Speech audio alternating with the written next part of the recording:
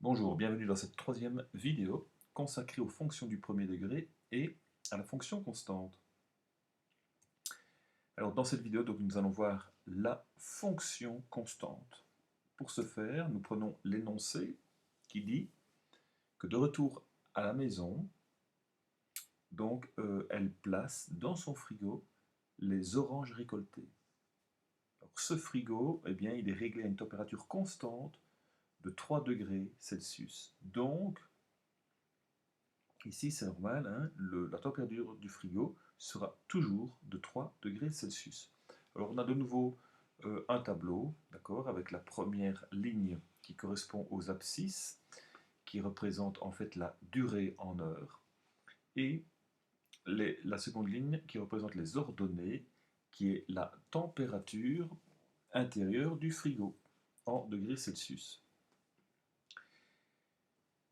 Et donc, puisque cette température est constante, ça veut dire que, eh bien, quel que soit le temps qui se soit écoulé, eh bien, cette température intérieure sera toujours de 3 degrés. Donc ici, j'ajoute bien que c'est la température intérieure du frigo.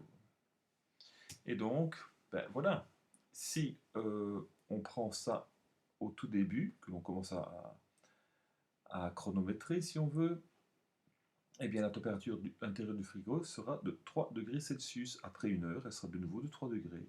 Et après 4 heures, de 3 degrés. Et ainsi de suite. Donc maintenant, si on recherche évidemment euh, d'autres heures, évidemment, ben, on peut mettre les valeurs que l'on veut. Puisque quelle que soit l'heure écoulée, il y aura toujours 3 degrés. Donc ici, on va mettre 2, puisque c'est une valeur entre 1 et 4. On aurait pu mettre 3 hein, pour avoir des valeurs entière évidemment. Et là, bah, j'ai décidé de mettre 6, on aurait pu mettre 5, on aurait pu mettre 8, 10, 21, ou ainsi de suite.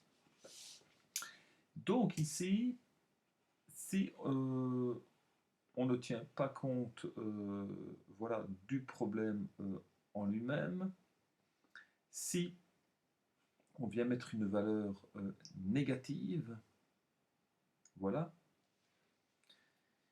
eh bien, on pourra évidemment de nouveau mettre la valeur de 3 en ordonnée. Si je mets par exemple moins 2, j'aurai de nouveau 3. Si je mets moins 5, 3 également. Donc, on voit bien que l'on a toujours cette valeur constante, d'accord, en ordonnée, quelle que soit la valeur en abscisse. Donc ici, eh bien, que fait-on pour passer des abscisses aux ordonnées? Eh bien, on ne multiplie par rien du tout, on ajoute simplement 3.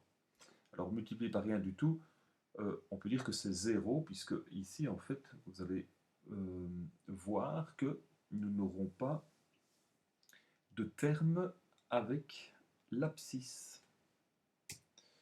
Donc ici, voilà, de nouveau, c'est la même chose, on multiplie par 0 et on ajoute 3. Donc l'expression analytique, d'accord, concernant cette,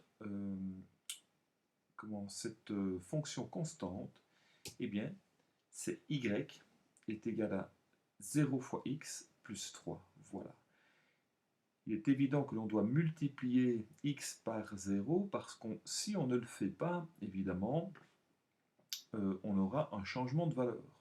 Mais oui, si c'est différent de 0 ici, que je remplace x par une de ces valeurs-ci, évidemment, je vais avoir une variation de y. Or, ici, on doit toujours avoir 3.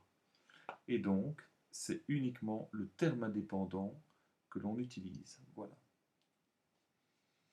Alors, cette expression analytique, on peut la simplifier, évidemment, par y égale 3. Voilà. Alors, qu'est-ce que cela va nous donner graphiquement?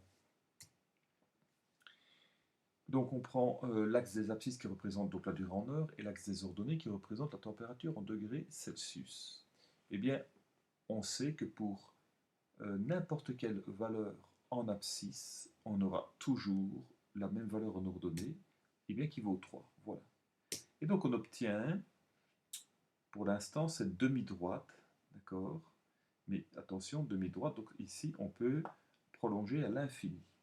On ne le fait pas, on reste dans les limites du cadre du repère cartésien.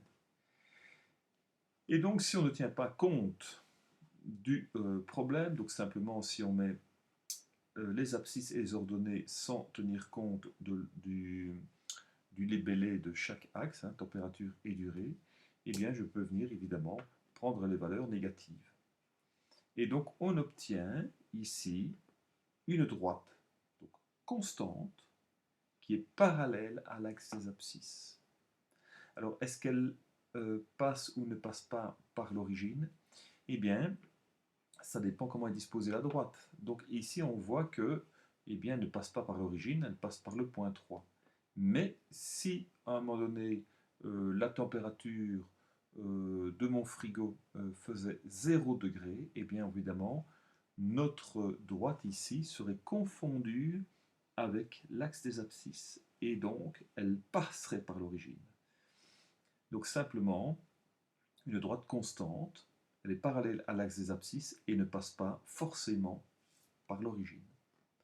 Voilà, cette vidéo est terminée. On se revoit pour la prochaine. À bientôt.